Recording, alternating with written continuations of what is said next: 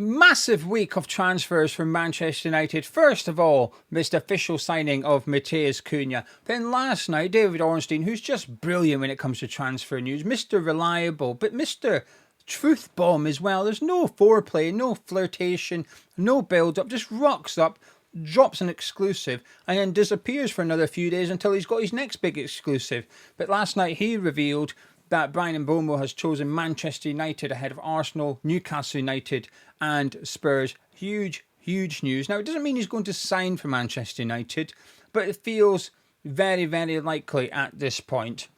And then today, Bruno Fernandes, or rather Bruno Fernandes' wife, has rejected a move to Saudi as well. Three individually huge pieces of news, but collectively fantastic for Manchester United. Now, I'm not going to go into too much detail over Cunha joining Man United because I've done an individual video on that on this channel already, going into why I think it's the perfect signing.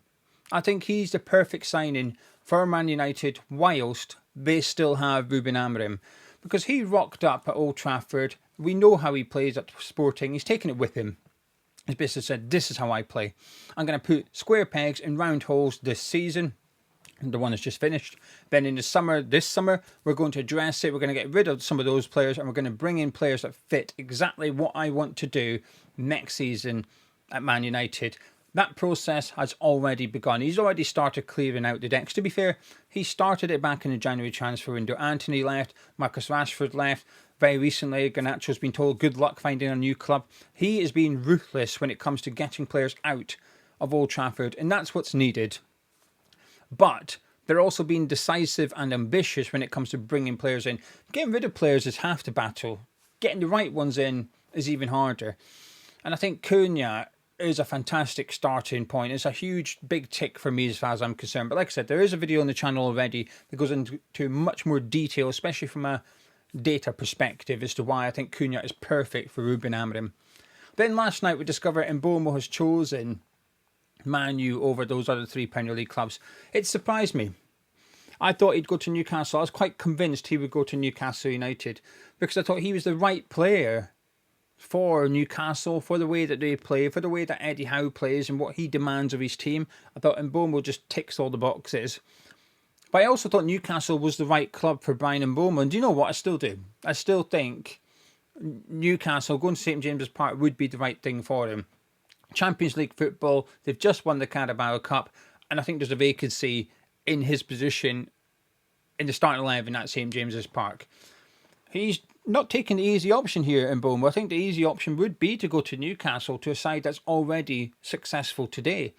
Instead, he's going to Man United, and the pool of Man United has always been incredible. They are one of the biggest. A lot of people will consider them to be the biggest club in the world. They're certainly top 2, 3 at worst.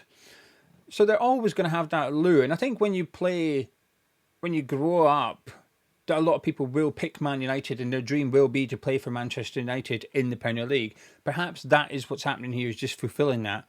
Maybe he believes in what Ruben Amorim is trying to do or going to do at Old Trafford, and he wants to be a part of that process.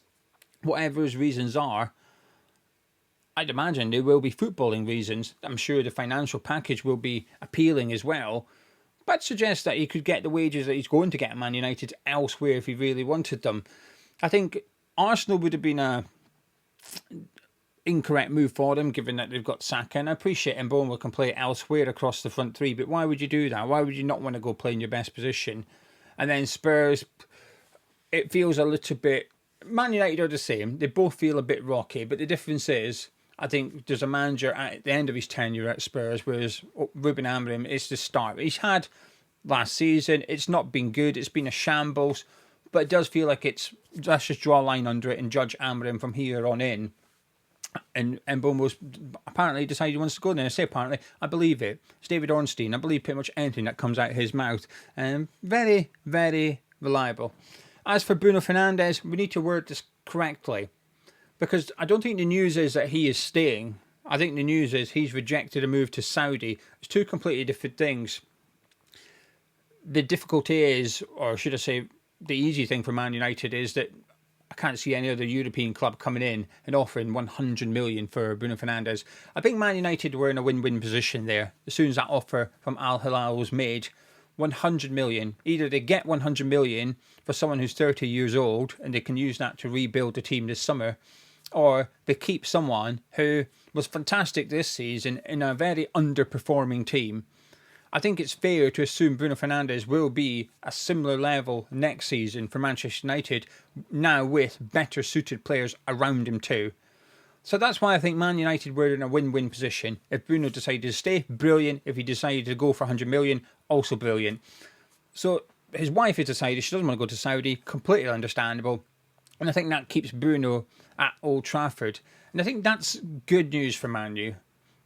I understand why they'd be tempted to cash in. I understand why they accepted that offer. It's a lot of money for a 30-year-old. But I do think they're keeping someone who's a fantastic player. He's an absolute incredible footballer. The numbers he produced last season was insane. And that was in a really, really poor Man United team. So what I want to do today is take a look at what this could mean for Manchester United going forward. If you want to know more about my thoughts on Mbeumo or Cunha, the videos are on the channel. So let me switch over to my Poundland tactics board here. Now you're going to have to excuse the numbers, right? If any Man U fans are watching, they're probably offended already that I've got Bruno Fernandes as number 7. I haven't changed numbers. But this is how Ruben Amorim plays. We know that. He plays his 3-4-2-1. His box midfield. He has his 2 number 10s. He did it at Sporting. He's brought it to Manchester United and he's just put square pegs and round holes for the time being. But this is definitely what they need to address, because defensively they've not been great. But I do think one centre-back, they'll be fine. But I do think because of what they're doing in this area of the pitch here, it's going to change this area of the pitch, which is going to change this area of the pitch. Hopefully it all makes sense in a second. Now, we take Bruno Fernandes in because he's their key man, or certainly has been, and probably still will be next season if he remains at Old Trafford. And we've seen him quite often in this number 10 role under Ruben Amorim, but often we will see him deeper as well. And I think it depended on which players were available, essentially, but also who they were playing. Because at times it felt like Amorim would have preferred to have Ugarte and Casemiro in midfield, just giving that extra bit of protection, and it meant Fernandes played in one of the number 10 roles. Simple. But there was also plenty of games where he would start back here. And you got the impression it was because, well, I certainly got the impression, it's because he was trying to get more creativity into the team, more danger to the opposition from deeper in the pitch. And the solution was to put Bruno in there. Because if he wasn't in there, the only other solution he really had this season was Christian Eriksen. And that didn't work. So whenever Fernandes was in there, he had to have 2 different number 10s, and it was often Garnacho and possibly Xerxes. Mount was injured a lot. Diallo was injured a lot. It wasn't ideal circumstances for this area. But regardless of whoever he put in there, they just could not match what Bruno Fernandes offered. So at times you felt like Amorim was trying to get his best player here and here, which is impossible. You couldn't just duplicate him.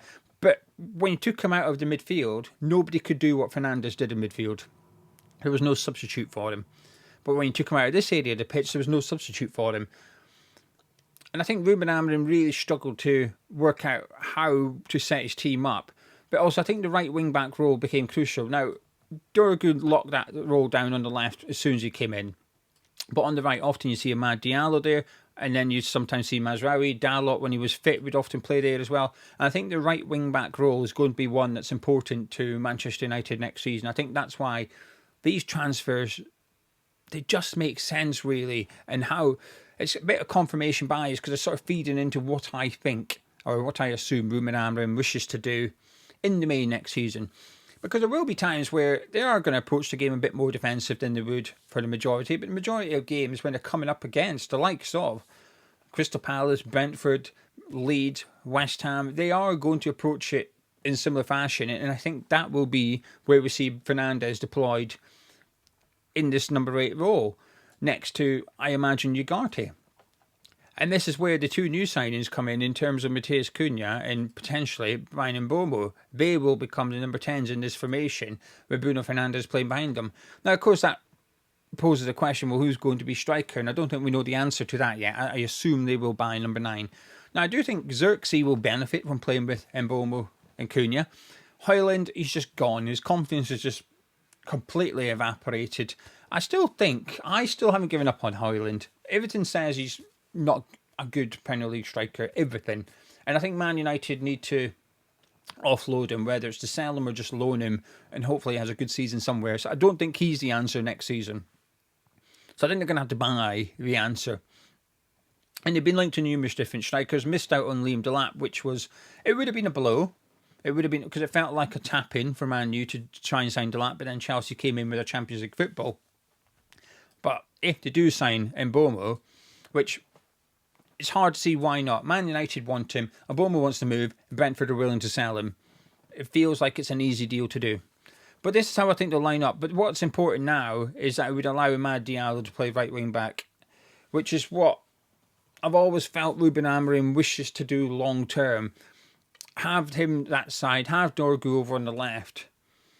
And then you've got players with attacking intent and attacking threat out wide, but also central as well, which hasn't really been the case for Manchester United last season. There was at times you would see the wing-backs didn't really offer much going forward. The number 10s were a bit lacklustre, and it was really Bruno Fernandes FC for a lot of the time last season. This, having Diallo as a wing-back, having Mbeumo and Cunha as number 10s, completely removes that, I think. And there will be times when this isn't feasible and that he wants to have Casemiro and Ugarte in midfield, and then you can put Bruno there, you can put Mbeumo or Cunha up in the number 10 role. You can shuffle that three. That front three, if there were ever a front three, would be very fluid, you would imagine. Because we've even seen under Amorim, Bruno Fernandes played as that false nine. Now, I don't think we'll see it very often because we didn't see it very much. And I get why. You don't want your most creative player being stuck further forward. And he still will be their most creative player. But he won't be their only creative player. And I think that was the issue for Man U this season when I watched him. It was sort of like if he couldn't do it, no one else could. But bringing in Mbeumo, who can score and create, as well as Cunha, who can score and create, I think it completely changes Man United. And they've got to take advantage of this season at the end. So that's how I think we'll see. And that's where you'll see Mazraoui then dropping into possibly right centre-back. Maguire, I guess, remaining the centre of the centre-back. And then Lenny Yoro at left centre-back, who I'm a big fan of. And then that still leaves like Luke Shaw in heaven as well. But next season's crucial for Ruben Amorim and Manchester United because there has to be a conversation around what if it doesn't work. Because Ruben Amorim hasn't worked so far. So what happens if they bring in these players and it doesn't work? You're potentially going to have to bring in his replacement that can play with this formation, that can play this 3-4-2-1 formation. But actually, I think while Cunha certainly looked his best in a similar formation over at Wolves under Pereira and, to be fair, under O'Neill prior, Mbeumo has shown that he can play in a front two, he can play wide on the right of a three, or even a bit of a 4-2-3-1 with Damsgaard being that number 10 role this season for Brentford. Mbeumo is more, I think, tactically flexible than what Cunha is. But Man United have to take advantage of next season because they don't have European football. Most clubs, well, I say most, there's ever so slightly less than half of the clubs in the Premier League do have European football. Amorim is going to have loads of time in training ground, something he wasn't afforded this season because of that run to the Europa League final in Bilbao.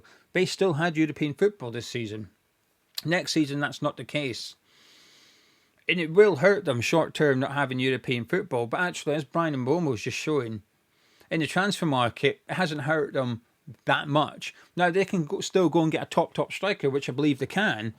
Actually, while some clubs like my team, West Ham, will miss out on targets because we don't have European football, I don't think that's the case at Man United. I think it's almost irrelevant because there will be a belief that they can get back into European football next season. They can finish in the top 6, hopefully the top 4 or maybe even 5 if the English teams do well again, and get Champions League football for the following season.